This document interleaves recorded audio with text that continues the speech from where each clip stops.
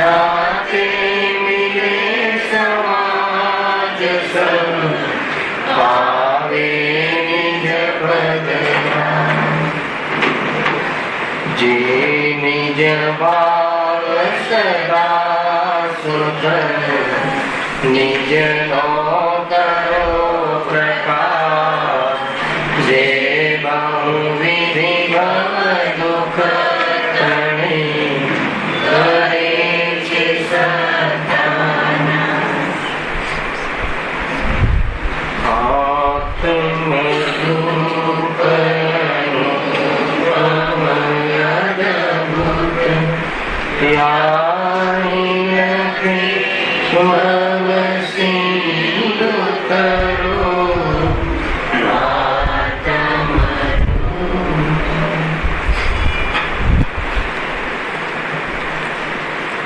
आज श्री मोक्ष मार्ग प्रकाशक ग्रंथ से तीजा अधिकार पर આપણે શનિ રવિના નિયમિત સ્વાધ્યાય પર ચર્ચા ચાલી રહી છે.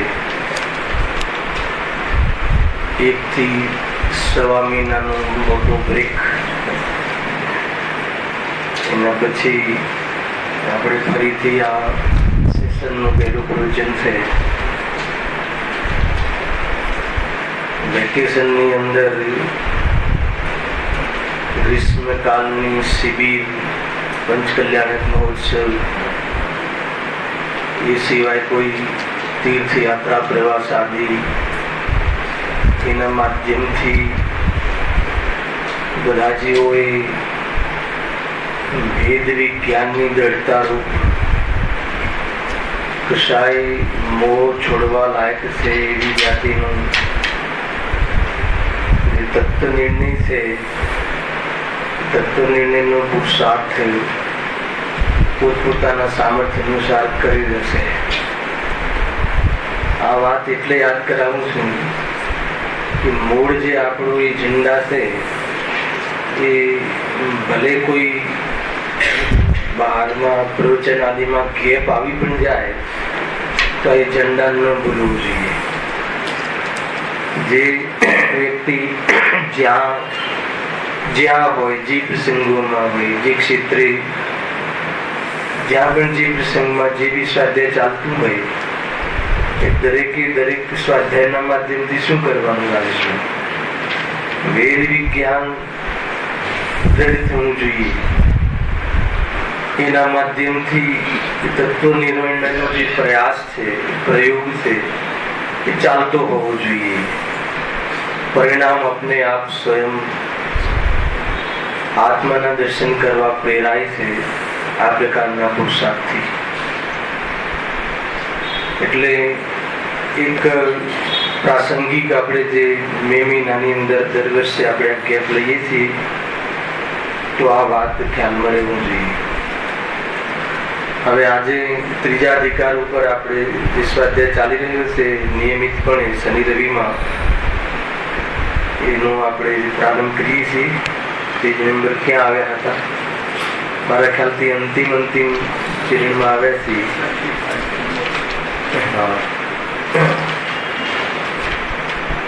પેજ નંબર છે લગભગ 75. હા, અંતિમ પેજ છે. અંતિમ મારા ખ્યાલથી વિષય શું વિષય ચાલતો હતો યાદ છે કે નહીં?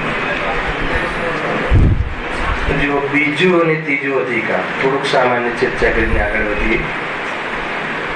બીજા અધિકારની અંદર જે સંસાર દશામાં કર્મની કેવી અવસ્થાઓ થાય, સંસારમાં જીવ કર્મની અવસ્થાઓને જે પ્રાપ્ત થાય છે એનું વર્ણન બીજા અધિકારમાં છે.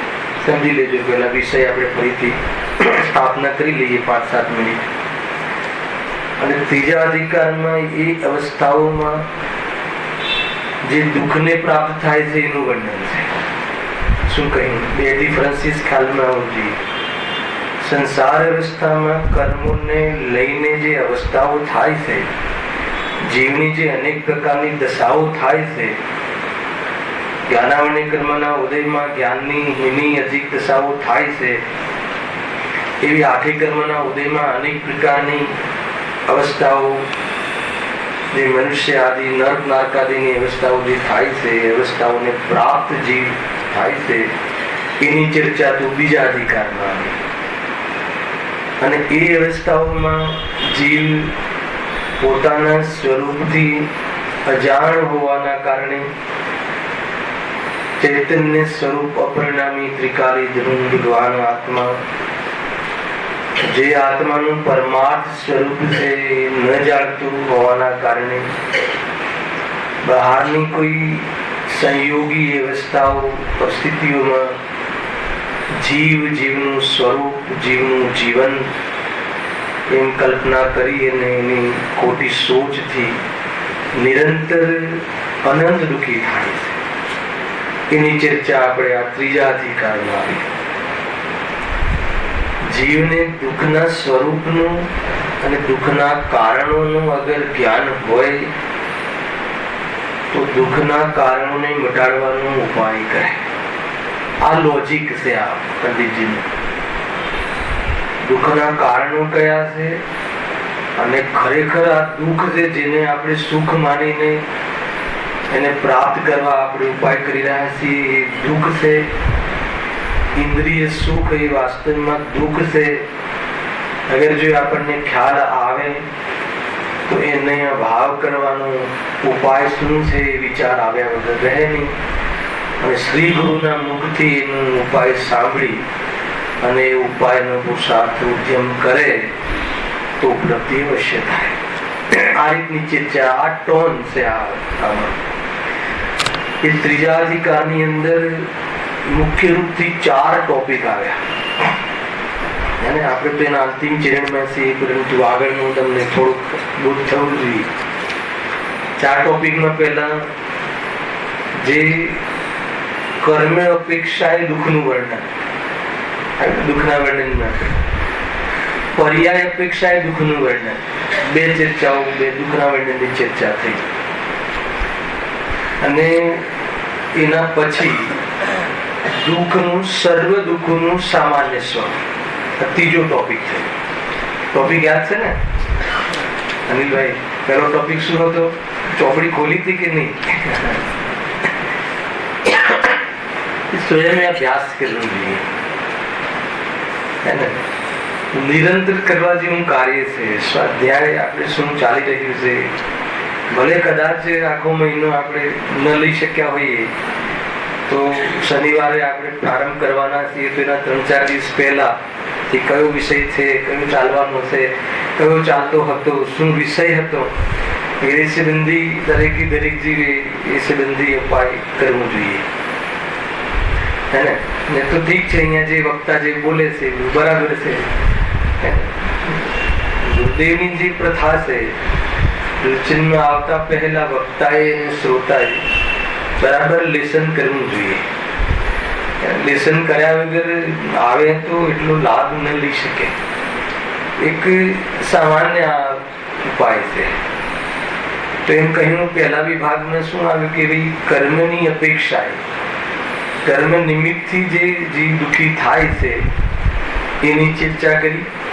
બીજું એકેન્દ્રિય આદિ જે પર્યાયને પ્રાપ્ત થાય છે એ અપેક્ષાએ દુઃખોના વર્ણન કર્યું. એક પ્રકારથી નિમિત્તની ઓરથી દુઃખોમાં અનેક પ્રકારે દુઃખી થાય છે એનું આપણને અહીંયા વિશેષ પ્રકારથી દુઃખોનું વર્ણન કર્યું. એના પછી ત્રીજો ટોપિક બહુ સરસ આવે કે સર્વ દુઃખોનું સામાન્ય સ્વરૂપ. સામાન્ય સ્વરૂપમાં શું લીધું હતું યાદ છે? જો કાઢો 2 મિનિટ જોઈ લઈએ. 4 પ્રકારની છે. સર્વ દુઃખોનું સામાન્ય સ્વરૂપ. દુઃખ કેટલા પ્રકારના?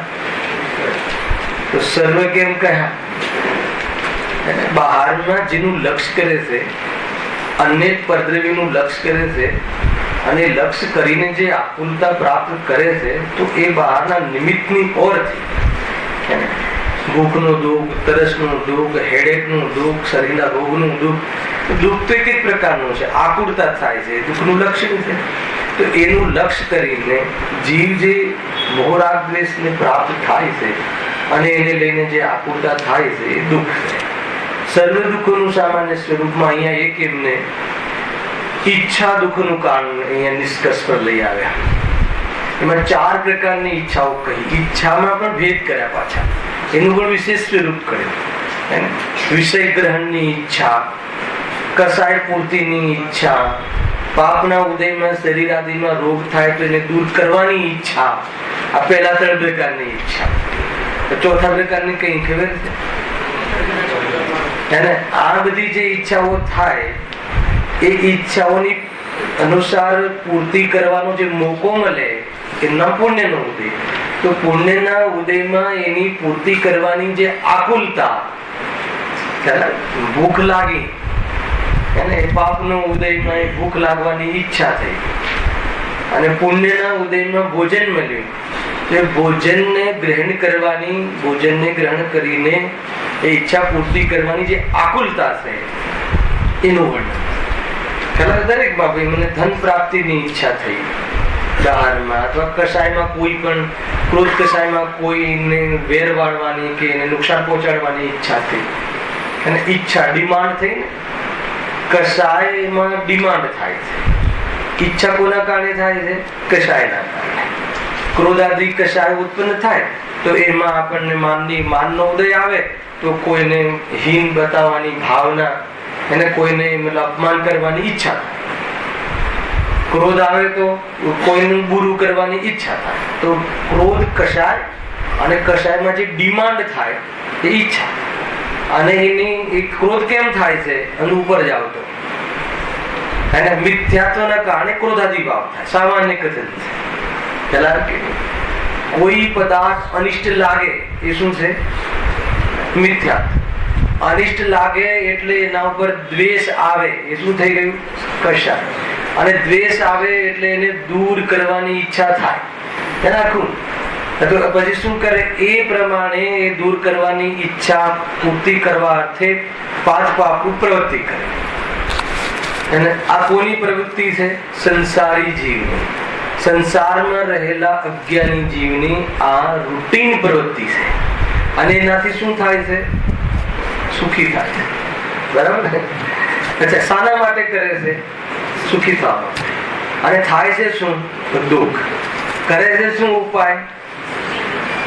એને ક્રોધ બરદાસ્ત ન થાય અને કોઈને વેર વાળવાની ઈચ્છા આવે તો એ શું કામ ઈચ્છા કરે છે? કે આનું બુરું કરીને મને શાંતિ મળે. જો આનું બુરું થાય તો મને શાંતિ મળે. તો એમ માને છે, એની ખોટી માન્યતા છે, એ બુરું કરવાનો પ્રયાસ કરે છે. પરંતુ એ સમજતો નથી કે બીજા પદાર્થનું કે બીજા વ્યક્તિનું ભલું બુરું એના કર્મને આધીન છે. અને હું જે બુરું કરવાનો જે ભાવ કરું છું એનાથી મને આકુલતા થાય છે, અને ફ્યુચરમાં દુઃખી થાવ એના માટે નવા કર્મનો બંધ થાય. વર્તમાનમાં દુઃખી અને ભવિષ્યમાં પણ દુઃખી થવું, એનો ભવિષ્યમાં દુઃખી થવાની પ્રવૃત્તિ કરે છે. વર્તમાનમાં તો આકુલતા જ છે, એમાં કેટલો આકુલિત રહે છે, કેટલું બેચેન રહે છે, કેટલું ભયભીત રહે છે એ ટાઈપના કસાયોની પૂર્તિ કરવામાં. અને એમાં નવા કર્મનો બંધ પડે છે, સ્થિતિ એનું ભાગ પડે છે. તો એના અનુસાર ફ્યુચરમાં પણ એ કર્મનો ઉદયમાં આવી અને પરિસ્થિતિ ઊભી થાય, અને એ પરિસ્થિતિ વખતે પણ જીવ જાગૃત ન થાય, વેદ વિજ્ઞાનની વિદ્યા ન અનુભવ કરે, ન શીખ્યો હોય, અથવા શુદ્ધાત્માના દર્શન કરવાની એના અંદરમાં કેળવણી ન થઈ હોય, તો ફરીથી એવી પરિસ્થિતિઓ અને સંયોગોનું લક્ષ કરીને શું કરશે? દુઃખી થાય. તો આ 4 પ્રકારની જે ઈચ્છા, શું નિષ્કર્ષ આવે તો જો વાંચો. છેલ્લું આપણે છેલ્લા પેરેગ્રાફમાં આવી જાય મળશે ને. હા, પેજ નંબર 73 પરનો જે પેરેગ્રાફ છે ને, એની છેલ્લી 3 લીટી વાંચીને આપણે જે મૂળ ટોપિક ચાલે છે એના પર આવી જઈએ. શું લખ્યું છે? 4થી લીટી. તીવ્ર કસાયથી જેને ઈચ્છા ઘણી હોય તેને દુઃખી કહીએ છીએ. નિષ્કર્ષ શું આવ્યું? આપણે ઈચ્છાથી જીવ દુઃખી છે. ઈચ્છાના કારણે જીવ દુઃખી થાય છે કસાયથી, અને ઈચ્છા કસાયથી થાય. કસાય મોહ મિથ્યાત્વથી થાય છે, અને મિથ્યાત્વ અજ્ઞાનથી થાય છે. એને શું છે અજ્ઞાન? પોતાના સ્વરૂપની ખબર નથી. ખ્યાલ આવે? પોતાના સ્વરૂપની, ચૈતન્ય સ્વરૂપની, ત્રિકાલી ધ્રુવ સ્વરૂપની, ત્રણેય કાળે પોતાના ચૈતન્ય સ્વરૂપથી ટકવા વાળો એના સ્વરૂપની ખબર નથી કે બહારમાં થોડાક સંયોગો મળે, ક્ષણિક સંયોગો અને ક્ષણિક પર્યાયો, એમાં આ જીવ મતલબ મોહિત થઈ જાય છે, એમાં કાંઈ ને કાંઈ કલ્પનાઓ કરે છે અને કલ્પના કરીને જીવ દુઃખી થાય છે. બસ આ છે જીવનું દુઃખી થવાનું પકડ.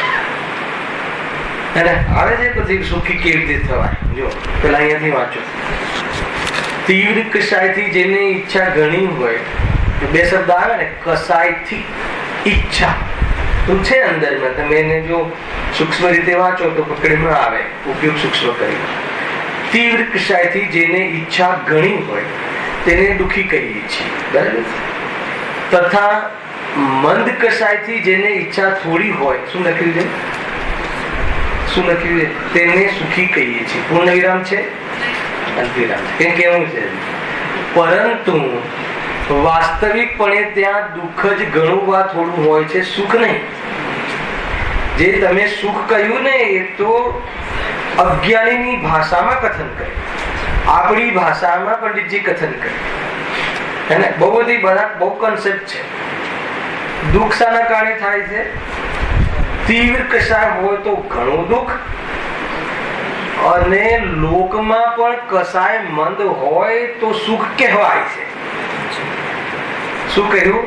કસાય મંદ હોય તો આકુલતા ઓછી થાય, એને લોકમાં સુખ કહેવાની પદ્ધતિ છે. પરંતુ એ સુખ છે નહીં, એ ઓછું દુઃખ છે, પણ સુખ નથી. કેવી જાતિની આખી થીમ સાંભળજો જરા, હે ને? ફરીથી બધા જે સિદ્ધાંતો પહેલા ઘણી વાર કહ્યું છે આ બધું, તો પણ જરા વિચાર થવું જોઈએ ને. ખ્યાલ આવે કે નહીં?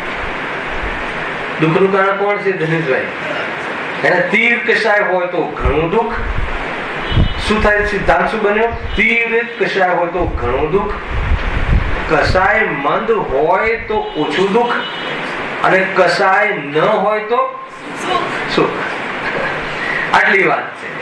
આખી થીમ લીધી. તો પછી ઉપાય શું કરવાનો? કસાયને અભાવ કરવા. કસાયથી થતી ઈચ્છાઓને પૂર્તિ કરવો એ વાસ્તવમાં સુખી થવાનો ઉપાય નથી.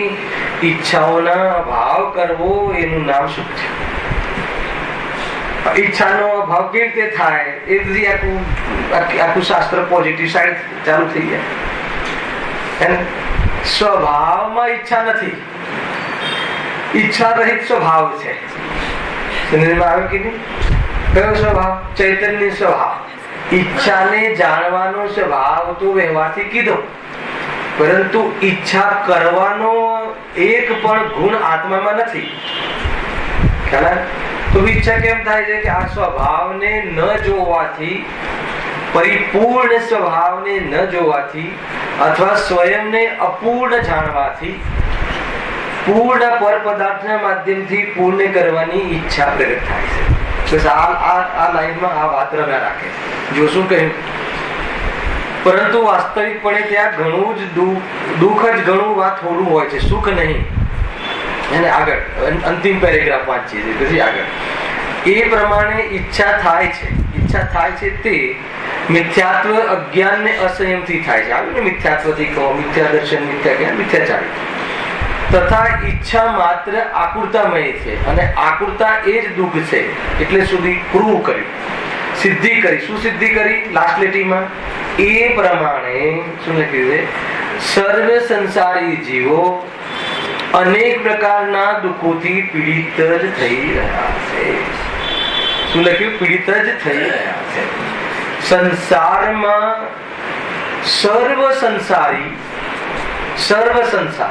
જે પણ સંસારી છે, અજ્ઞાનીની મુખ્યતાથી લેવું. સર્વ સંસારી સર્વત્ર સર્વદા સર્વથા શું લખે છે? દુઃખી જ હોય છે. બહુ મોટી વાત. ગમે તેવો સંસારી હોય. સંસારી એટલે કોણ? અજ્ઞાની, મિથ્યા દૃષ્ટિ, આત્મજ્ઞાની નથી એ જીવ. પછી ગમે તેવો હોય, શેઠ હોય કે ભિખારી હોય. ખ્યાલ આવ્યો કે નહીં? સ્વર્ગનો વૈમાનિક દેવ હોય કે સાતમી નરકનો કે પહેલી નરકનો નાગ, એકેન્દ્રિય જીવ હોય, તિર્યંજમાં કે સંગી પંચેન્દ્રિય, હાથી, વાઘ, સિંહ, બલવાન પ્રાણી હોય. સર્વ સંસારી. સર્વત્ર, સર્વત્ર એટલે શું? ચાહે સ્વર્ગમાં હોય કે ચાહે મનુષ્ય ગતિમાં હોય, ચાહે મનુષ્ય ગતિમાં, ચાહે ગામડામાં રહેતો હોય કે ચાહે મેટ્રોપોલિટન સિટીમાં રહેતો હોય કે હાઈ રાઇઝ સોસાયટીમાં રહેતો હોય, લઈ લેવું બધું. કે આ હું કેમ આ રીતે વર્ણન કરું છું મહેન્દ્ર? આપણને આપણી સંયુક્તિ જોવાની આદત છે. કેટલો સુખી છે, આટલી મોટી સોસાયટી, હાઈ રાઇઝ સોસાયટી, એમાં આ છે ને તે છે ને આમ છે ને, એને બધું ત્યાં દુઃખી થવાની ઘણી વિકલ્પો વધેલી સામગ્રી. સ્વરૂપમાં જવામાં ફરી ન થાય એવી સામગ્રી. ખ્યાલ આવે કે એટલા બધા વિકલ્પો હોય, ત્યાં પેલી વ્યાયામશાળા હોય ને ત્યાં બાથે હોય ને આ હોય. હવે એનો ઉપયોગ એમાં ભરાઈ જાય તો પછી આત્મામાં જવા માટેનો જે ઉપયોગમાં સ્પેસ ક્યાં રહે? ખ્યાલ આવે કે નહીં? મોટું નુકસાન થાય કે નહીં? અને બહારથી આપણને શું લાગે? કેવું સુખી છે. અને જ્ઞાનીઓને લાગે કે આ સુખનો અવસર જે આવ્યો છે એ ચૂકી જવાય એવી અવસ્થા છે. પાપનો ઉદય કે પુણ્યનો ઉદય? અધ્યાત્મ શું કહે એને? પોતાનું કામ ન સધે એવી જાતિની પરિસ્થિતિઓને અધ્યાત્મ પુણ્યનો ઉદય નથી કહેતો, પાપનો ઉદય કહે છે. આગમની અપેક્ષા બહારમાં પાંચ ઇન્દ્રિયોના ભોગવવાની અનુકૂળતાની સામગ્રી મળવી, ઈચ્છાને અનુસાર બહારમાં ઈચ્છાની પૂર્તિ કરવા બહારમાં વ્યવસ્થા મળવી, એને પુણ્યનો ઉદય કહે છે. થોડો અલગ ટોનથી કહે, એને પુણ્યનો ઉદય કહે છે. પણ એવી જાતિની બહારની વ્યવસ્થાઓમાં આત્મા પોતાના સ્વરૂપને ભૂલવાના વિશેષ ચાન્સ હોવાથી પોતાનું જે મૂળ કાર્ય આત્માનુભૂતિ છે, એને આજે આવ્યું ને, ધર્મ રાગ દ્વેષ રહિત સમ્યક રત્નત્રયની પરિણતિ પ્રાપ્ત કરી, હે મુનિ, આ પરિણતિને પ્રાપ્ત નહીં થાય તો સંસારનો અભાવ નહીં જ થાય. હતું ને આજના પ્રવચન. તો એનો અવસર ચૂકી ગયો. તો કહે છે કે અમે એને પછી પાપનો ઉદય કહીએ કે પુણ્યનો. પોતાનું કામ, મારું કામ શું છે? મારે શું કામ છે? આરાધના. મારું સાધના. એક જ કામ છે. અગર એ સાધનામાં જો બાધક હોય, જેના લક્ષથી સાધના શિથિલ થતી હોય, જેના લક્ષથી વિરાધના થવાનો ચાન્સ હોય, એવી જાતિની પોઝિશનોને પરિસ્થિતિઓને અમે પાપનો ઉદય ન કહીએ તો બીજું શું કહીએ? ધીરજથી છે ભાઈ. સંસારમાં સર્વત્ર સર્વ સંસારી. સર્વ સંસારીમાં તમે ડિફરન્સીસ નહીં કરતા. નહીં, આ તો ઘણું, આની પાસે ઘણું, ઘણી બુદ્ધિ છે, આની પાસે ઘણી સામગ્રી છે, આ નામ છે ને તેમ છે, કશું નહીં. આત્મદર્શન છે, એનાથી ભિન્ન ભગવાન આત્માને જાણે છે. એ બધા પૂતગલના પરિણામ છે, ચેતનના નહીં એવું વિજ્ઞાન વર્તે છે. એનાથી અપ્રભાવિત છે. એમાં સુખ બુદ્ધિ તૂટી ગઈ છે. તો એ બધામાં ના આવે તો કે સાનો સુખી? તો સુખનો ચાન્સ પણ નથી. આખી વાત બદલાઈ જાય છે. બહુ ઉપયોગને સીમિત કરો. બહારમાં પ્રભાવિત થવા જેવું નથી. આત્મા અપ્રભાવી છે. સુખી થવા માટે વિતરાગતાની જરૂર છે. રાગ વર્ધક પ્રસંગો આત્મકલ્યાણમાં નિમિત્ત નથી કરતા. આવે છે કે નહીં? સમજવા જેવું છે ભાઈ. જો શું કહે, જો સર્વત્ર, પછી સર્વથા, કોઈ પણ કાળે, ગમે તેવો કાળ હોય, પંચમ હોય કે ચતુર્થ કાળ, સર્વદા ગમે તેવો ભાવ હોય, કસાયની મનતા હોય, ગમે તેવું તમને આખી દુનિયામાં આ તત્વની પ્રભાવનાનો ભાવ હોય, તો પણ એ કસાયની મનતા રૂપ તત્વની પ્રભાવનાનો ભાવ એ આશ્રવ તત્વ, અને હું જીવ તત્વ, અને જીવ તત્વ ને આશ્રવ તત્વ જુદા છે. હું આશ્રવ તત્વથી અપ્રભાવી તત્વ છું એવી જાતિનું જો એને વેદ જ્ઞાન ન હોય તો એ પ્રભાવના કરવાનો ભાવ, એને એમાં અપ્રભાવના થાય છે. એની પોતાની આખી ટોન આપી સર્વથા, કોઈ બી ભાવ. સરવાળે શું ડિસ્કસ કર્યો? સંસારમાં તો લખ્યું છે ને, સર્વ સંસારી જીવો અનેક પ્રકારના દુઃખોથી પીડિત જ થઈ રહ્યા છે. એટલે સંસાર અવસ્થા તો દુઃખરૂપ જ અવસ્થા છે. સંસારમાં તો દુઃખ જ છે. તો ક્યાં જવું? બતાવી દો. સંસારમાં તો સર્વ સર્વથા સર્વત્ર બધું કહી દીધું હે ને. તો હવે ક્યાં જવું કે મોક્ષમાં. એવી જાતિની આ નિરૂપણ પદ્ધતિ છે, એવી જાતિનું પ્રતિપાદન છે કે તમને એક બી બાજુથી એવું ના થાય કે નહીં આમાં સુખ હશે. એવી જાતિનો નિર્ણય કરાવી દીધો. દરેક અવસ્થાઓ, બહારની કોઈ પણ પોઝિશન, એકમાત્ર પંચ પરમિષ્ટિ. આપણે ચાલે છે ને સાંજનો શનિવારનો ક્લાસ, આજે છે પાછો ક્લાસ ચાલુ આજથી, ખ્યાલ કે નહીં? શનિવારના રાત્રિના ક્લાસમાં જે પ્રાથમિક વિષયો આપણે લીધા, અને એકદમ પ્રાથમિક કે ભાઈ નવકાર મહામંત્ર, દર્શનની વિધિ, એ બધા લીધા ને આપણે. હવે એક ટોપિક બાકી છે, દિનચર્યા. એ પ્રાથમિક જેટલા બી ટોપિકો છે બાલબોધના, દિનચર્યાનો વિષય આજે લઈ અને પછી આપણે જૈન સિદ્ધાંત પ્રસૂત્તર માળા આગળના શનિવારથી ચાલુ કરીશું. તો બહુ મહત્વપૂર્ણ છે દિનચર્યા. એ રીતે છે આજના ક્લાસ, શનિવારના સાંજના ક્લાસનો વિષય બતાવી દીધો.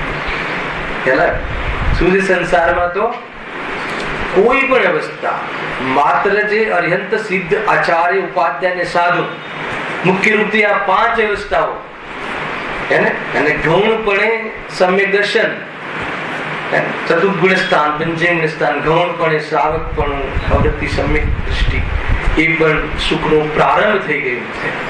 અને મોક્ષ, જે મોક્ષનું સાક્ષાત કારણ એવી મુનિ દશા, આચાર્ય ઉપાધ્યાય ને સાધુ, એ મુખ્ય મોક્ષનું સાક્ષાત કારણ છે. અને અર્યંત દશા ભાવ મોક્ષરૂપ અને સુખની દશા છે. અને અંતિમ સિદ્ધ અવસ્થા એ દ્રવ્ય મોક્ષ રૂપથી વાસ્તવમાં અંતિમ ધ્યેય આત્માનું વાસ્તવિક સ્વરૂપ પ્રગટ થઈ જાય છે. સુખ અવસ્થા એ છે ને મોક્ષ સુખ. કારણ કે અહીંયાથી વાત ચાલુ થાય છે ને કે તમે એમ કહ્યું કે જયારે સંસારમાં કોઈ પણ પોઝિશન, કોઈ પણ અવસ્થા સુખરૂપ છે જ નહીં, તો પછી સુખ ક્યાં છે? તો કે મોક્ષમાં સુખ છે. મોક્ષ ક્યાં છે? અહીંયા લખ્યું ને મોક્ષ સુખ અને તેની પ્રાપ્તિનો ઉપાય. હવે જે આપણો ચાલતો ટોપિક હશે, પ્રારંભ થઈ ગયો છે એનો ટોપિક, તો જે લગભગ મારા ખ્યાલથી અગાધી કર્મ સુધી આવ્યા હતા આપણે, બરાબર છે? Page number 75. તો આ 1.5 પાનામાં જે ભાવ છે એની પણ ચર્ચા આપણે કરી લઈએ, એટલે વિષય તમારો કન્ટિન્યુ આપણે બધાનો થઈ ગયા. તો હવે આ ટોપિકમાં એમ લીધું કે મોક્ષ સુખ અને તેની પ્રાપ્તિનો ઉપાય. તો સુખ ક્યાં છે? મોક્ષમાં. મોક્ષ ક્યાં છે? યાદ આવે કે તો મોક્ષ સુખ, મોક્ષ કોને કહેવાય? તો જે સિદ્ધ અવસ્થા છે, સંસાર અવસ્થામાં દુઃખ છે અને સિદ્ધ અવસ્થામાં સુખ છે. ખ્યાલ? સિદ્ધ અવસ્થા કહો કે મોક્ષ કહો, સંસાર ક્યાં છે પેલા એ નક્કી કરો. સંસાર ક્યાં છે? પતિ, પત્ની, ઘર, મકાન, દુકાન, વેપાર, હે એ સંસાર છે. પત્ની સંસાર છે. આપણે સંસારના નામે તરત જ આપણે સંયોગો પર જાય છે. ખ્યાલ? અરે એ પર પદાર્થોનું લક્ષ્ય કરીને પર્યાયની અંદર જે મોહ પેદા કર્યો છે, એમાં મમત્વ કરીએ છીએ. મમત્વ કરીને એમાં રાગદેશ રૂપ જે પરિણામ થાય છે, એ અવસ્થાને, સંસરણ રૂપ અવસ્થાને, સ્વભાવથી સંસરણ રૂપ અવસ્થાને, આત્માની આ અવસ્થાને સંસાર અવસ્થા. તો મોક્ષ ક્યાં હોય? પછી આ અવસ્થાનો અભાવ થઈ જાય. એ અવસ્થા શું છે? દુઃખરૂપ છે, દુઃખના કારણ રૂપ છે. તો એનો અભાવ થઈ જાય, એને શું કહે છે? સિદ્ધ અવસ્થા, સુખ અવસ્થા. નાસ્તિથી આ પર્યાયની ચર્ચા, અથવા જેની પર્યાયમાં અનંત સુખ, અનંત ગુણોની અનંતતા પ્રગટ થઈ જાય, એને શું કહે છે? અસ્થિથી સિદ્ધ અવસ્થા, મુક્ત અવસ્થા. મોક્ષ, મોક્ષય, મોક્ષય, મોહનો ક્ષય થવો એ મોક્ષ છે. મુક્ત થઈ જવું. શાનાથી મુક્ત? મોક્ષનો બીજો અર્થ શું છે? મુંચ ધાતુ છે ને, મુકાઈ જવું. મુંચ ધાતુ મુકાઈ. શાનાથી મુકાઈ જવું? છૂટી જવું.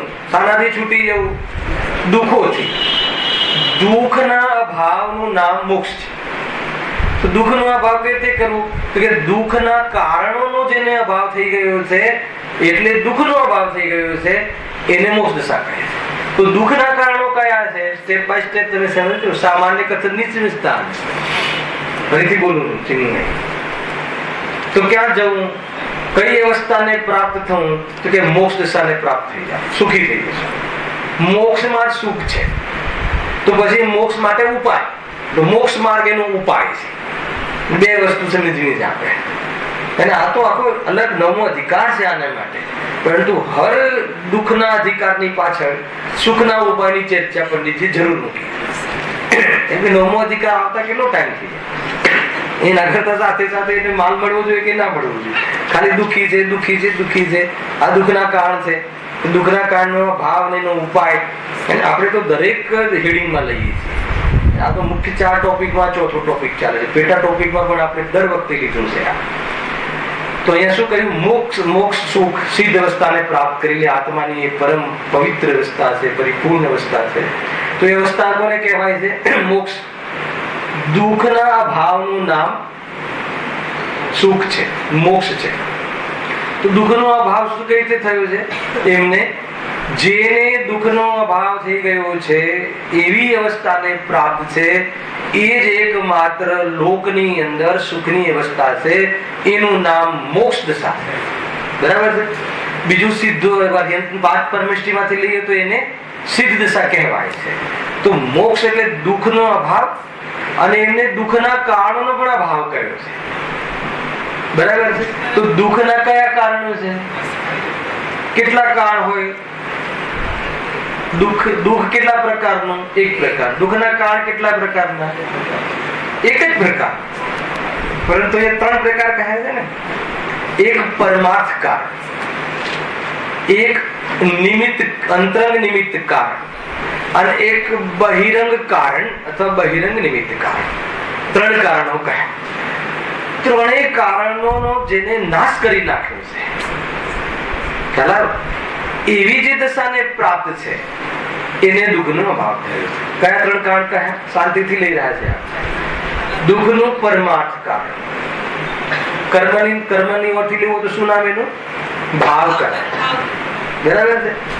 પછી દુઃખનું અંતરંગ નિમિત્ત કારણ, કર્મની ઓરથી લેવું હોય તો દ્રવ્ય કારણ.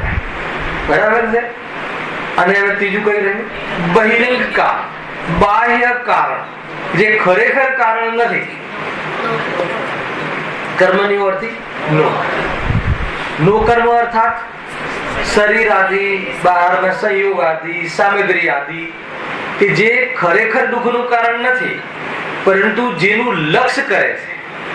ખ્યાલ?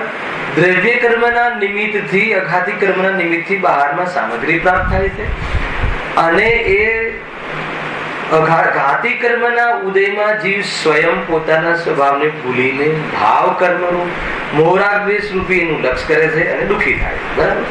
તો આ સૌથી પહેલા કોનો અભાવ કર્યો હશે? ખ્યાલ આવે? મૂળ અભાવ કરવો કોને? મોહ કર્મનો, અથવા તો મોહ ભાવનો, ભાવ કર્મ. મોહ રાગ દ્વેષ જેના મટી ગયા છે, જેને એક શબ્દમાં કહેવું હોય તો મોહ, 2 શબ્દને સમજવું હોય તો મોહ અને કશાય.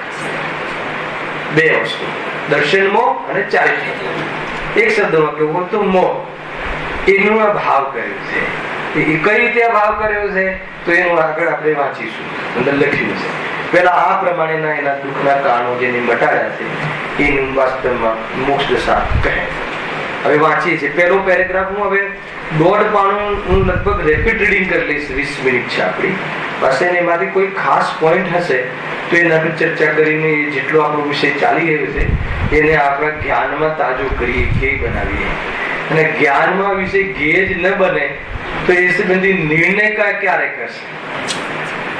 જ્ઞાનનો જ વિષય ન બને તો નિર્ણય કરવાનો અવસર ક્યાંથી આવશે? પહેલા જ્ઞાનમાં તો એ વસ્તુ હોવી જોઈએ ને. આપણે ધારણામાં આપણા પછી તો ધારણા, પછી નિર્ણય થાય ને.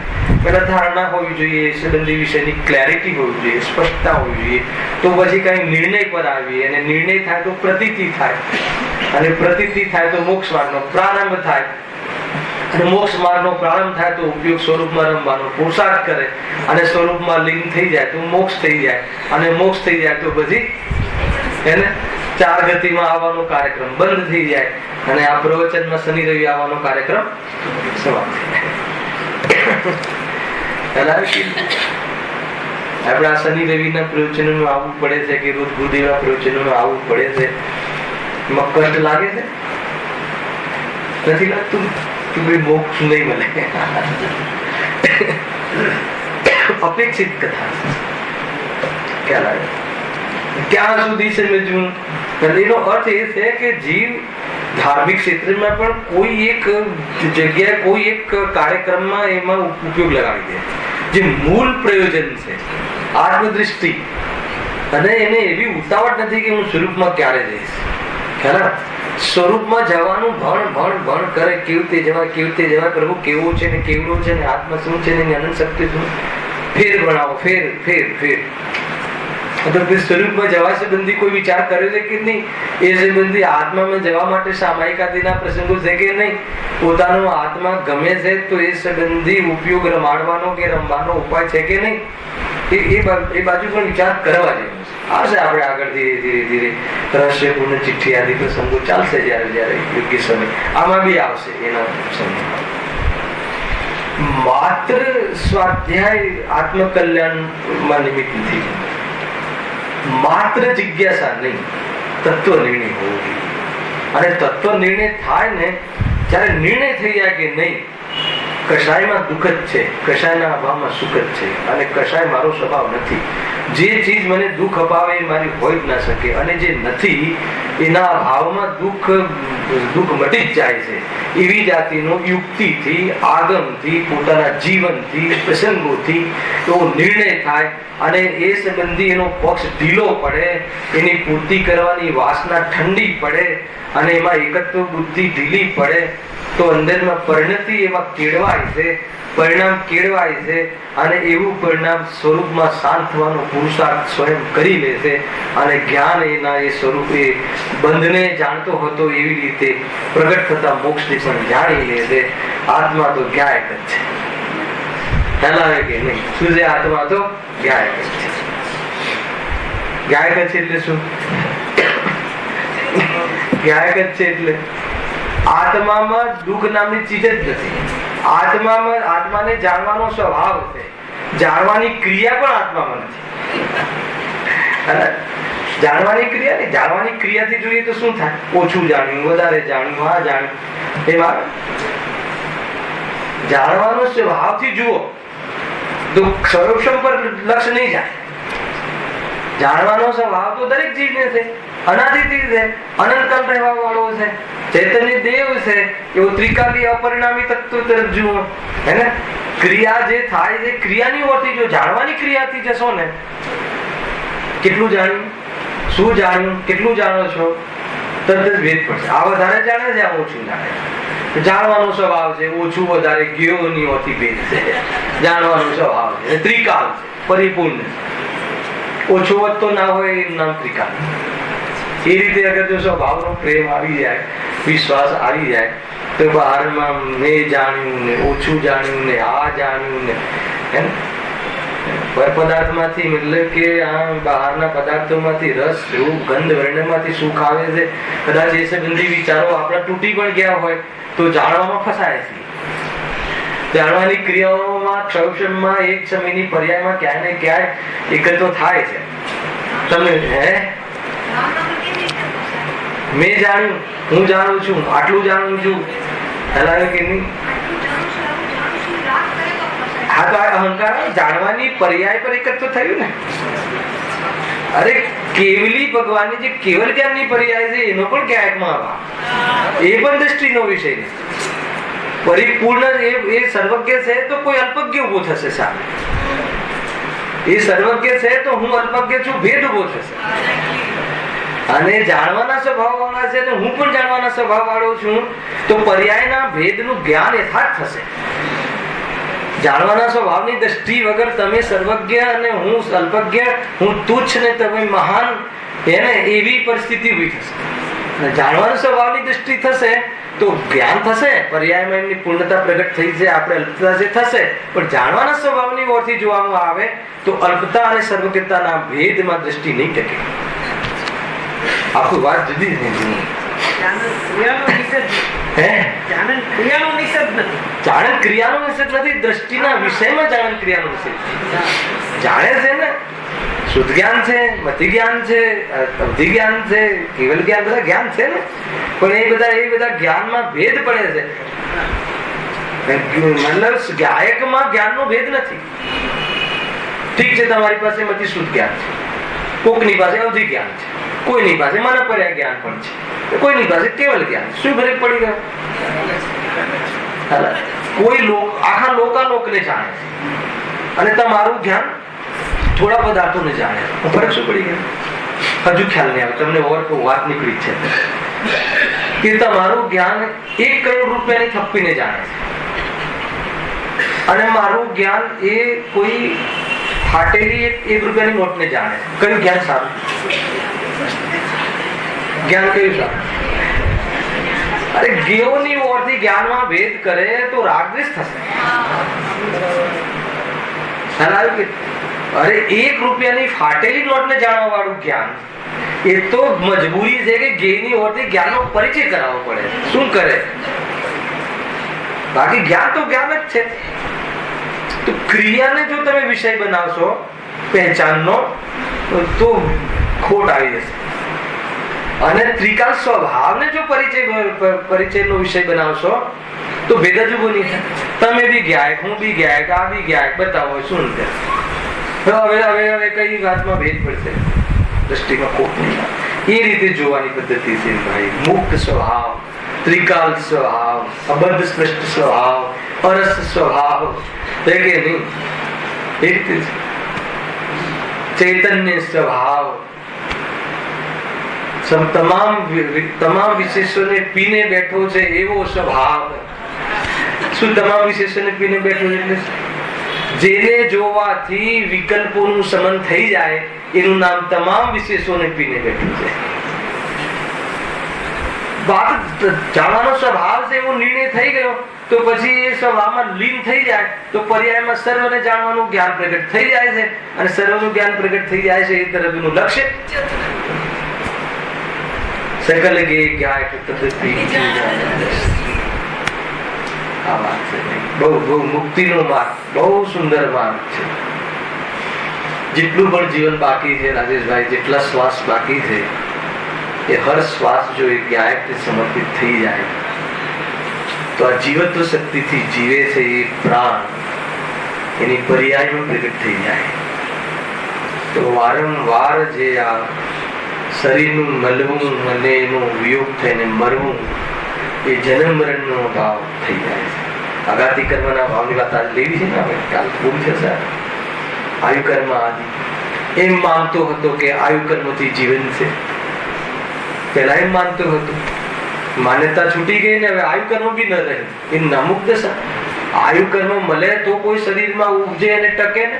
મારી પાસે એ કર્મ એ કારણ જ નથી બાહ્ય, અને એ બાહ્ય કારણ માટેનું અંતરંગ કારણ પણ નથી, મોહરાકેશ પણ નથી. તો બે જેના કારણ, જેના દુશ્મનીના અથવા તો દુઃખના અભાવ થઈ ગયો છે એવી સિદ્ધ અવસ્થા જેનામાં ઉત્પાદ વ્યય નથી. શું કહે? જેનો વ્યય થઈ ગયો છે એ સંસાર દશાનો ઉત્પાદ નથી, અને જે સિદ્ધ અવસ્થાનો ઉત્પાદ થઈ ગયો છે એ પલટીને ક્યારે સંસાર નહીં થાય એટલે વ્યય નથી. એવું ધ્રુવ અચલ ને અનુપમ ગતિ પામી સિદ્ધ અવસ્થા ધ્રુવ પ્રવાહની ધ્રુવતા ખલાવી કે એ સુધી છે. આખી બહુ સુંદર વાત છે. જ્યાં સુધી અધ્યાત્મ ન આવે ને ત્યાં સુધી વિષય કોરો લાગે આપણને. એટલે દરેક જગ્યાએ વાત ઈશારા તો છે જ. કઈ વાત હતી? હવે અહીંયા મોક્ષમાં સુખ છે એનો એશ્યોરન્સ આપવા માટે આ ટોપિક પંડિતજી મૂક્યો. ઠીક છે, સંસાર અવસ્થામાં દુઃખ છે ને પ્રભુ, કોઈ વાંધો નહીં. હવે અમે મોક્ષ સુખમાં મોક્ષ અવસ્થામાં પધારવા માંગીએ છીએ, પણ અમને પહેલા તમે પ્રમાણ કરાવો, સિદ્ધ કરો, સાબિત કરો કે મોક્ષમાં સુખ છે. કદાચ મોક્ષમાં ગયા અને પછી ત્યાં સુખ ના હોય તો વન વે છે, પાછું આવવાની કોઈ વ્યવસ્થા નથી. કોઈ જીવને એવું થાય, એવું થાય. આ કયા તત્વની ભૂલ છે? મોક્ષ તત્વ સંબંધી ભૂલ. બહુ 7 તત્વ સંબંધી ભૂલ ભાઈ એવો વિષય છે ને કે આપણી બધી જે ખોટી બુદ્ધિ છે ને એ નીકળી જાય. એટલો સરસ વિષય. આ બધા વિષયો આપણે શનિવારના વિષય ખ્યાલ આવે કે નહીં, રાતના વિષયો છે ક્લાસ. મોક્ષ સંબંધી ભૂલ આત્મદ્રષ્ટિ ના હોય ત્યાં સુધી મોક્ષ સંબંધી ભૂલ ખ્યાલ આવે કે કસાયના ભાવમાં સુખ લાગે. શરીર વગર કોઈ સુખની કલ્પના છે? બહારમાં ભાવતા ભોજનના ભાવમાં કોઈ સુખની કલ્પના થઈ શકે? બહારમાં મકાન આદિ યોગ્ય ન મળે તો આપણે સુખની કલ્પના કરી શકીએ છીએ? તો એનો અર્થ કે જ્યાં એ બહારમાં જ્યાં સુધી સંયોગોમાં, માનો કે તમને આ શાસ્ત્રીય ભાષામાં મજા નહીં આવે. માનો હું તમને એમ કહું કે ભાઈ તમે જે ફ્લેટ લીધો, ઇન્વેસ્ટમેન્ટ કર્યો એ એરિયામાં કઈ વખતે 200 રૂપિયાના ભાવમાં, અને એનો કંઈક ત્યાં કંઈક સ્કીમ આવી ગઈ ને 20,000 ભાવ થઈ ગયો, તો તમને ખુશી થાય કે ના? મોક્ષ તત્વ સંબંધી ભૂલ છે. ખ્યાલ આવે કે ના? લાગે એને પકડજો અંદરનો છો. 2-3 રૂમ કિચનના 3 રૂમ હોલ કિચનના ફ્લેટમાં તમે રહેતા હોય, હવે તમે મોટું એપાર્ટમેન્ટ લીધા તો ખુશી થાય કે ના થાય? મોક્ષ તત્વ સંબંધી ભૂલ છે. અરે એમાં સુખ નથી. અરે એ બહારમાં એવા ઉદય જ્ઞાનીઓને પણ આવે છે, રાગ અનુસાર વ્યવસ્થા પણ કરે છે, પણ એમાંથી ક્યારે નીકળવું એ પુરુષાર્થ ત્યારે પણ ચાલુ રહે છે. એમાં સુખ નથી, એ પણ કસાયના અનુસાર બહારમાં ક્રિયા જોવા મળે છે. અજ્ઞાની એને સુખ બુદ્ધિથી બહારમાં એનું વેદન કરે છે. અજ્ઞાની એને મજબૂરીથી વેદન કરે છે, કસાયની મજબૂરીથી વેદન કરે છે. બહારનો કસાય આવી છે તો એ પરિસ્થિતિને પ્રાપ્ત થાય છે, પરંતુ એમાં એક ક્ષણ માટે પણ અગર એને સુખ બાસે તો સમસ્ત જૈન શાસનનો એ દુશ્મન છે. હવે આપણે ક્યાં ઉભા છીએ? આ મુક્ત દશાના સ્ટાર્ટ કરતા પહેલા આપણે તો ચાલી ગયો છે વિષય, પરંતુ આજે અલગ એંગલ ખ્યાલમાં આવે. મોક્ષ તત્વ સંબંધી ભૂલ, જીવ તત્વ સંબંધી ભૂલ નીકળી જાય અને મોક્ષ તત્વ સંબંધી ભૂલ રહેવું બને. સાથે ભૂલ એક સાથે નીકળે તો વર્ણનમાં 7 ભેદ પડે. એક પરમાણુ માત્ર પણ મારું નથી. ચક્રવર્તી ભરત ચક્રવર્તી 6 ખંડનો અધિપતિ, 60 વર્ષ યુદ્ધ, 60,000 વર્ષ યુદ્ધનો ભાવ આવે, એક પરમાણુ માત્ર મારો નથી એવી ફિલિંગ સાથે ખ્યાલ આવે છે. કેટલો અભાગા ભરત કહે છે પરેશાન છે એનાથી એ ભાવથી, અને આપણે એ ભાવથી પરેશાન છીએ કે આપણે એને ક્વોલિટી સમજીએ, આપણને દોષ લાગે છે કે આપણને ગૌરવવંત કાર્ય લાગે છે. અંતર ખ્યાલમાં દ્રષ્ટિનું અંતર છે. પરિણામ ભલે બંનેના કોમન છે ભાઈ, પણ બંનેનું દ્રષ્ટિનું અંતર એટલે આસમાન જમીનનું અંતર. અને દ્રષ્ટિનું અંતર હોય તો પરિણામ સમેટતા વાર નહીં થાય. અંતર્મુહૂર્તમાં કમાલ કરીને ભગવાન બની જાય છે. અંતર્મુહૂર્તમાં 60,000 વર્ષ પછી કેવું અંતર્મુહૂર્ત આવે છે એને કે જેમાં મુનિ દશા અને જેમાં શ્રેણી અને જેમાં આર્યન દશા અને સિદ્ધ. વિચાર તો કરો શું કમાલ હશે, કેવી જાતિનો પુરુષાર્થ નિરંતર ચાલતો હશે, પરિણતિની અંદરમાં કેવી જાતની પરિસ્થિતિ વિચાર કરો. શ્રેણીમાં આવે છે અનિલભાઈ, બહુ વિચાર કરજો. જો શું કહે છે મોક્ષ સુખ. આ ટોપિક કેમ મૂક્યો? આપણે પહેલા એ વાત લીધી. એકદમ આની જે 1.5 પાનાનો જે સાર છે એ જ હું ચર્ચામાં લઈ લઈશ. એક લીટી આપણે ચર્ચામાં નહીં લઈએ, ક્યાંક વાંચવાની જરૂર પડશે તો આપણે વાંચી લઈશું. પહેલો જે પેરેગ્રાફ છે ને એ પેરેગ્રાફ સામાન્ય છે. સામાન્ય એટલે આગળ કેવી રીતે મુકાય છે, 8 કર્મોથી કેવી રીતે મુકાય છે એની પદ્ધતિ બતાવી છે, અને એનો વિષય બતાવ્યો છે. અને પછી એક કર્મથી કેવી રીતે દુઃખ થાય છે અને કેવી રીતે એનો અભાવ કરે છે, અને સિદ્ધ અવસ્થામાં એ પ્રમાણે 8 કર્મમાં અભાવમાં કેવી રીતે સુખી થાય છે એની સિદ્ધિ કરી. અને એની સિદ્ધિ કરવાની સાથે ઉપાય પણ ભેગો આવી જાય. આ ચર્ચાઓ આપણે થઈ ચૂકી છે, પરંતુ અહીંયા આ માટે આ અધિકાર લીધો છે એમને. આ ટોપિક ખાલી પહેલો પેરેગ્રાફ વાંચવાનું ચાલુ કર્યું. હવે જે જીવોને દુઃખોથી છૂટવું હોય, કોને? આ મોક્ષ સુખ કોના માટે છે સમજવાનો વિષય, પણ એને છૂટવું. સારાથી છૂટવું હોય દુઃખને કોને નથી છૂટવું? એટલે આ અધિકાર કોના માટે છે?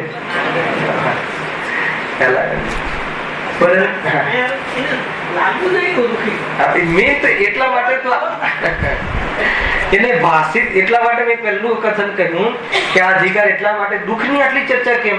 કેમ કે આપણે જે દુઃખ છે ને, ઇન્દ્રિય સુખ છે ને, એને આપણે સુખ કે દુઃખ છે પણ આપણે એને સુખ માની અને એનો ઉપાય કરીએ. તો જ્યાં સુધી સુખ લાગશે ત્યાં સુધી ઉપાય નહીં કરે, એ ભાષિક થવું જોઈએ.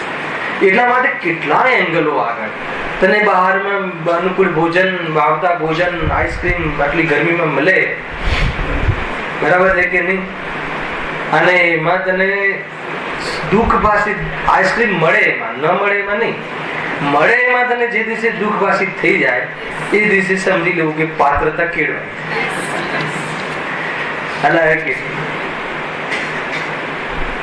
એના પોસ્ટમોર્ટમ કરી કરીને આપણે સમજ્યા છે. ચલો મળી ગયું આઈસ્ક્રીમ, તો એને ભોગવવાની આકુળતા, અને એ સર્વથા ક્યાં એ નિરાકુળ થાય છે? સર્વથા ઈચ્છાનો અભાવ નથી થતો. અને એ સંબંધી બહારમાં મળી પણ ગયું તો કસાય મંદ પડી હોય તો મંદ દુઃખ, બાકી તો દુઃખ પણ ક્યાં ઓછું, હજુ જોઈએ. તો કયું ત્યાં તારું દુઃખ ઘટ્યું? એનો અર્થ એ થઈ ગયો કે એને દુઃખના ભાવનું કારણ નથી, એ ઉપાય પણ ખોટો છે. એવું જયારે ભાષિત થાય તો કે બે સવે સામે કે મોક્ષ સુખનું સ્વરૂપ, તો એને ફટાક દઈને એ વાત ચકશે અને એનો ઉપાય કરશે. જૈન ધર્મની આ બહુ મતલબ કે બહુ જબરજસ્ત મોટી વાત છે હે ને. એક પ્રકારથી જેને જો બહારમાં પ્રતિકૂળતાઓમાં અને બહારમાં એવા વિયોગના પ્રસંગોમાં દુઃખ ભાષિત થાય છે, અને ખરેખર તો એ બી કસાયને લઈને દુઃખ થાય છે એવું ક્યાં ભાષિત થાય? એ બી તો સંયોગ જતો રહ્યો એટલે દુઃખ થાય એમ ભાષિત થાય. એને દુઃખનું સાચું કારણ પણ ક્યાં પકડાય છે? પરંતુ અહીંયા તો કહે છે કે બહારમાં એવી અનુકૂળતા હોય, પુણ્યનો ઉદય હોય ને ઠાઠ હોય, અને અહીંયા કહે છે કે જો તને વેદ વિજ્ઞાન ના હોય ને આત્માની ખબર ના હોય, વસ્તુ સ્વરૂપની ખબર ના હોય તો તને દુઃખી જ છે. તો એ વાત અહીંયા બહુ ઊંચી વાત આવી. આપણે બધા આજે બી બહારના સંયોગોથી ને બહારની આભાથી આજે બી પ્રભાવિત થઈ ગયા, ટોળે ખ્યાલ આવે છે કે નહીં? તો પછી આ દુઃખનો ઉપાય જે છે ને એ વાત આપણને જલ્દી ઉતરશે નહીં, હજમ નહીં થાય. બહુ સમજવા જેવી વાત છે. જો ખાલી આજે વાંચી લઉં છું.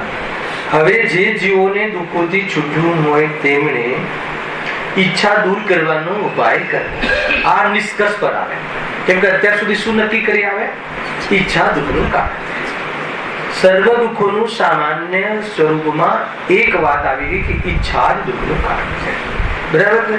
તો હવે ઉપાય કરવો રહ્યો ઈચ્છાને દૂર કરવાનો. અને ઈચ્છા તો ત્યારે જ દૂર થાય. ક્યારે દૂર થાય? જ્યારે મિથ્યાત્વ, અજ્ઞાન તથા અસંયમનો અભાવ થઈ એ નાસ્તિથી. અસ્થિતિ શું? સમ્યક દર્શન, જ્ઞાન, ચારિત્રની પ્રાપ્તિ થાય. આજની ગાથા. રાગ, દ્વેષ, મોહથી રહિત વિતરાગી અવસ્થાને ધર્મ કહે છે. આખી લીટી લખી છે, જોઈ લેજો. રત્નત્રય, સમ્યક દર્શન, જ્ઞાન, ચારિત્ર. મિથ્યા દર્શન, જ્ઞાન, ચારિત્રનો અભાવ થઈ સમ્યક દર્શન, જ્ઞાન, ચારિત્ર નો થાય, એની પ્રાપ્તિ થાય તો ઈચ્છા મટે. અને હું ત્રિકાલી અપરિણામી ચૈતન્ય દેવ છું. સાંભળવા સમ્યક સાચું દર્શન, પોતાના બારામાં સાચી સમજ, અને એ સંબંધી સાચું, એ સંબંધીનું સાચી પ્રતીતિ. બે વસ્તુ લેવી છે. ખ્યાલ? હું કોણ છું અને હું કોણ નથી, બે વાતની ખબર હોવી જોઈએ.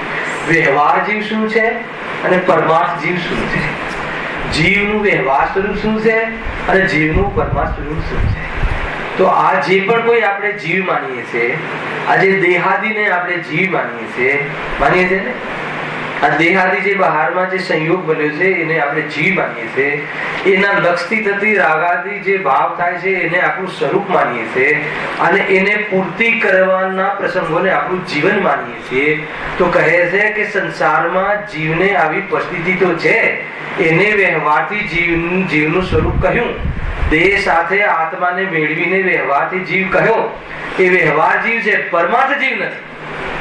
તો પરમાર્થ જીવ શું છે? તો કહે છે કે દેહ આવવાથી જન્મ થયો નથી, દેહ જવાથી મરણ થતું નથી. ખ્યાલ આવે કે નહીં? રાગ દ્વેષ દુઃખનું કારણ છે અને એનો સ્વભાવમાં ત્રણેય કાળે અભાવ છે. એવો જે ત્રિકાળી શાશ્વત દેવ છે, એવો જે સ્વભાવ છે, એ પરમાર્થ સ્વરૂપ છે. એવા સ્વભાવથી જો આત્માનો પરિચય કરી લે, સદ્ધી લે, એવો વિશ્વાસ આવી જાય ના સમ્યક દર્શન. હું સામાન્ય ચર્ચા કરું છું, આનો તો ખુલાસા થશે જ. બરાબર છે? અને સમ્યક જ્ઞાન કોને કહેવાય? હર પદાર્થો જ્ઞાનમાં બધી જ વસ્તુઓ ઝલકવો સ્વભાવ, ઝલકવા છતાં આ જ્ઞેય અને જ્ઞેયાકાર જ્ઞાનમાં પ્રભાવિત ન થાય, હંમેશા ભેદ વિજ્ઞાન બનેલું રહે. આ જે જ્ઞાનમાં ઝલકવા વાળો જ્ઞેયથી હું ભિન્ન છું એવું વિવેક વાળું જ્ઞાન, અને એના જાણવા વાળું જ્ઞેયાકાર જે જ્ઞાન છે, જ્ઞાનનો આકાર છે, એટલે જ્ઞાનનો મહિમા રહે, જ્ઞેયાકારમાં પણ એમાં પ્રભાવિત ન થાય. એ શું છે? સમ્યક જ્ઞાન. અને આ રીતે પોતાના સ્વરૂપનું ગાયક દેવનું જેને સમ્યક જ્ઞાન અને સમ્યક દર્શન વર્તે છે, એ જીવને બહારના અનંત પદાર્થોમાંથી અનંત પદાર્થને મેળવવાની જે વાસના છે, એ વાસના જેની અનંતાનુબંધી કશાયનો અભાવ થઈ ગયું હોય એવી ઉપયોગની એકત્વ બુદ્ધિપૂર્વકની જે સ્થિરતા છે, એ સમ્યક જ્ઞાન. આ રીતે સમ્યક દર્શન જ્ઞાન ચારિત્રને જે વરે છે, જે પરિણામ, એને ઈચ્છા પેદા થતી નથી.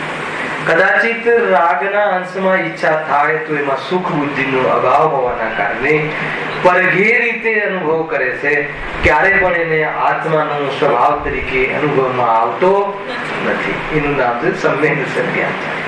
આ સામાન્ય ચર્ચા કરી.